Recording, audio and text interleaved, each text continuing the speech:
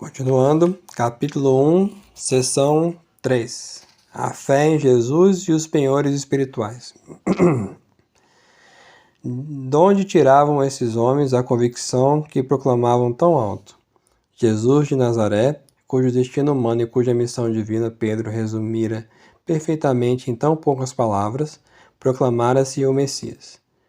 Numa hora decisiva, ao ser levado à presença do sumo sacerdote, tivera de formular uma resposta em que arriscava a própria vida, e que não hesitara em reivindicar o título de Salvador. És tu o Cristo, o Filho de Deus bendito? Jesus disse. Eu o sou, e vereis o Filho do Homem sentado à direita de Todo-Poderoso e vir sobre as nuvens do céu. Essa mesma frase, considerada blasfema, levara os chefes de Israel a usar de todo o rigor contra ele e a condená-lo à morte. Um testemunho selado com sangue podia ser de extremo valor, mas quantos aventureiros não conheceu a história que estiveram prontos a sacrificar tudo, incluindo a própria vida no encalço de uma quimera? Enquanto Jesus fora vivo, ainda se podia compreender essa fé. As testemunhas afirmavam que dele emanava um poder singular, feito de resplendor espiritual e de ternura. Uma força inexplicável que dominava as inteligências, enchia de amor os corações, e, derramando-se nas almas, as elevava ao ápice. Tinha sido inúmeros os exemplos de homens e mulheres que, já no primeiro contato, se tinham sentido ligados a ele como se ele os estivesse esperando desde toda a eternidade e os estivesse chamando pelo nome. E desde então, para segui-lo, todos eles se tinham disposto de bom grado a renunciar à sua antiga vida e a realizar em si mesmo uma transformação total. Depois de morto, porém, como pudera manter-se a convicção de que o crucificado do Calvário era realmente o vencedor do tempo? O mistério da fé em Jesus, simultaneamente razão e graça, existia já nessas longínquas origens, e explodirá em toda a sua evidência nas horas dramáticas em que milhares de seres humanos a anteporão a tudo, mesmo a própria vida, perante os carrascos de Roma, assim como explodirá mais tarde no silêncio dos Carmelos ou das Cartuchas, bem como no obscuro sacrifício das missões ou dos asilos, prolongando-se através dos séculos. Os homens que tinham seguido Jesus enquanto estava vivo não eram senão homens, e por isso não estavam isentos das fraquezas que conhecemos.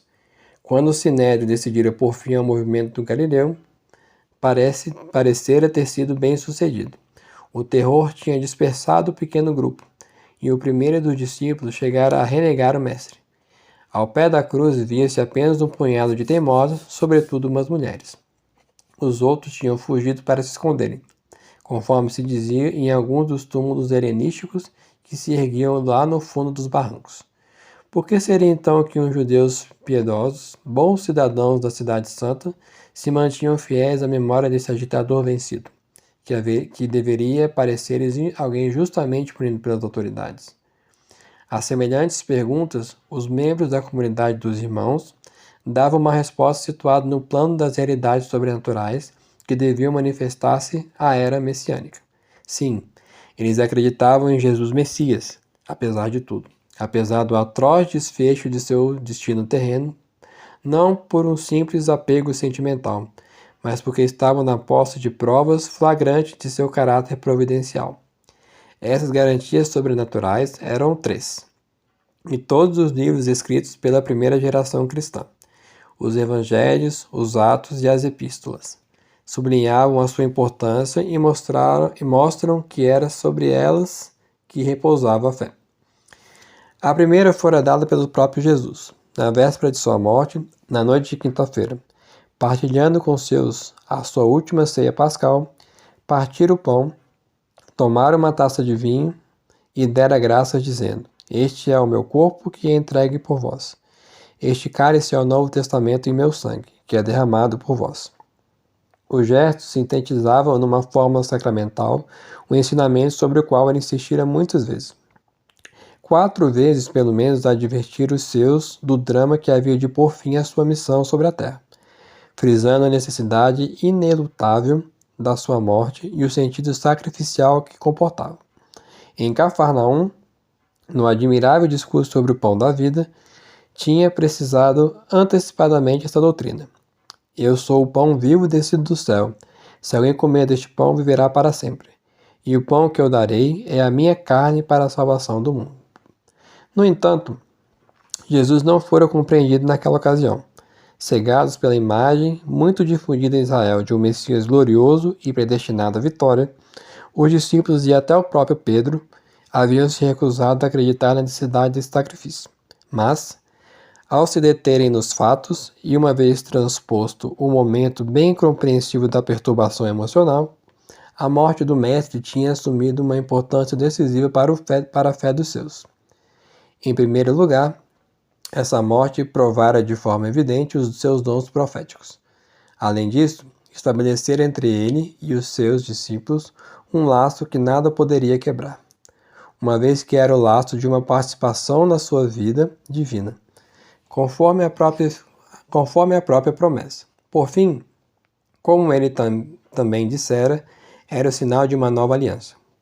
Para os judeus crentes, familiarizados com os textos sagrados, era manifesto que o mistério da aliança, desde o sacrifício de Abraão até o Cordeiro Pascal, sempre estivera ligado à necessidade do sacrifício. Os discípulos puderam compreender, assim, o verdadeiro alcance da imolação do Calvário.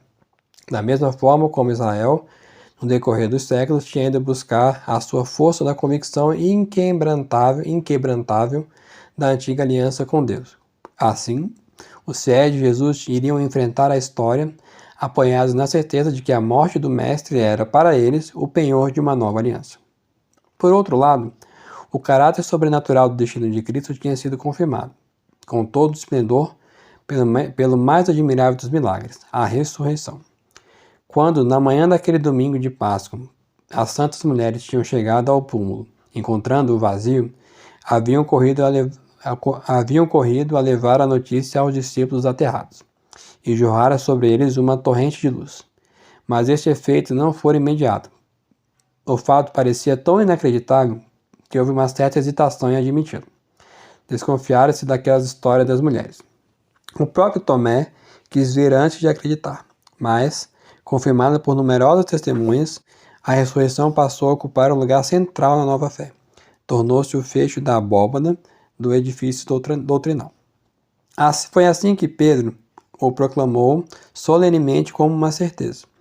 Quando se fez necessário substituir um dos membros no colégio que dirigia a pequena comunidade, Judas, enforcara-se desesperado pela sua traição, insistiu-se expressamente em que o substituto devia ser uma testemunha da ressurreição.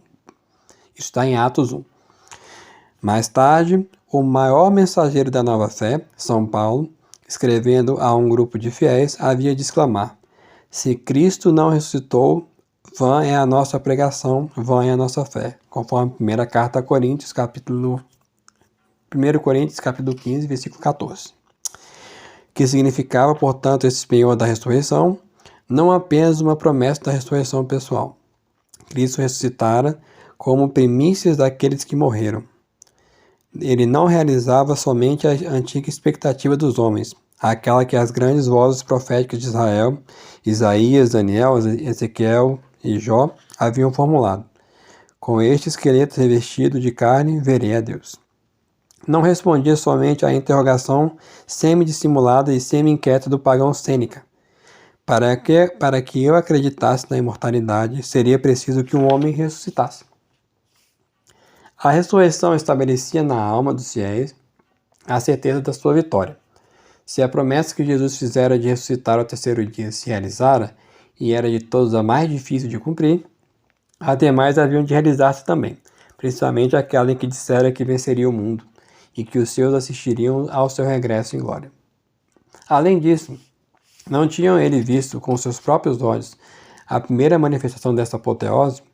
Decorrido 40 dias após a manhã da ressurreição, 40 dias durante os quais Jesus multiplicara as provas, ao mesmo tempo assombrosas e incontestáveis de sua nova vida, elevou-se à vista dos apóstolos e uma nuvem o ocultou aos seus olhos.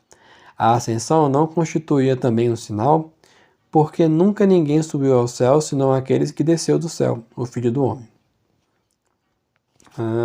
Referindo-se a fatos tão evidentemente messiânicos, Os fiéis de Jesus tinham, pois, sérios argumentos para entrar em choque com seus compatriotas.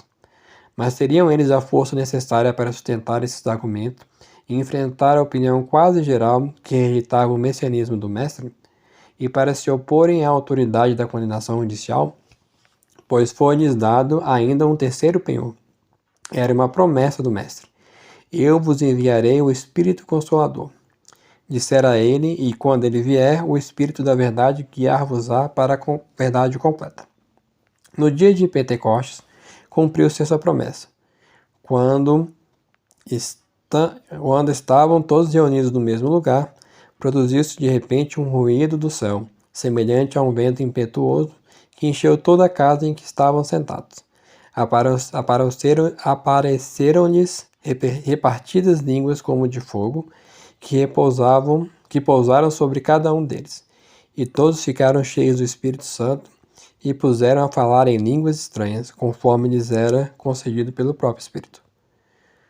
Para compreendermos plenamente o sentido desse outro mistério, é preciso reportarmos-nos uma vez mais à tradição profética judaica, de que todos esses homens estavam impregnados. A efusão do Espírito devia ser o último sinal da era messiânica. O ungido sempre fora concebido como um mensageiro do Espírito, e este Espírito devia espalhar-se à sua volta, transformando o mundo e chamando os homens a uma nova vida de heroísmo e santidade. Assim o dissera Ezequiel: Eu lhes darei um só coração e incutirei neles um espírito novo. Tirar-lhes-ei o coração de pedra e dar-lhes-ei um coração de carne, para que caminhem segundo os meus mandamentos e cumpram as minhas ordens. Sobre a casa de Davi e sobre o povo de Jerusalém espalharei um espírito de graça e de oração. A vinda do Espírito Santo fora, portanto, o terceiro penhor sobrenatural e o mais definitivo. A partir deste momento, estes homens já não mais formavam uma comunidade fraterna, mas uma entidade ao mesmo tempo humana e sobrenatural de almas escolhidas, completamente renovadas e prontas para assumir todos os riscos em defesa de sua fé. A comunidade, que mais tarde havia de chamar-se Igreja, todos os textos primitivos mostrarão a importância deste fato. Se alguém não tem o Espírito de Cristo, não é de Cristo, dirá São Paulo. Por outro lado, São Pedro, hesitando em receber no seio dos fiéis, os pagãos convertidos acabará por reconhecer. Poderá alguém negar a água do batismo a homens que receberam o Espírito Santo como nós? A partir do Pentecostes, a fé dos fiéis de Jesus tinha se tornado não só inabalável, mas conquistadora. Esses homens tinham pressentido que, no seio da comunidade judaica, cuja existência e ritos partilhavam, eles constituíam uma raça nova destinada a fecundar esta terra. A partir de agora, traziam dentro de si aquela força que dá às minorias resolutas a sua vitória e audácia. Foi exatamente isso o que se manifestou quando teve lugar a efusão do Espírito. O ruído do fenômeno atraiu uma multidão de pessoas para junto da casa. A festa de Pentecostes trouxera muitos visitantes a Jerusalém. E o espetáculo daquela agitação, bem como os discípulos poliglotas daqueles homens, despertavam o riso. Houve mesmo quem dissesse: estão cheios de mosto. Mas Pedro levantou-se e encarou a multidão. Já não tinha medo. O galo que cantara quando tinha negado o mestre não voltaria a cantar. Foi então que, pela primeira vez, nos termos que já lemos, gritou a sua fé inquebrantável em Jesus Messias. Começou neste instante a história cristã, como essa primeira declaração apologética, que era também uma declaração de guerra ao mundo.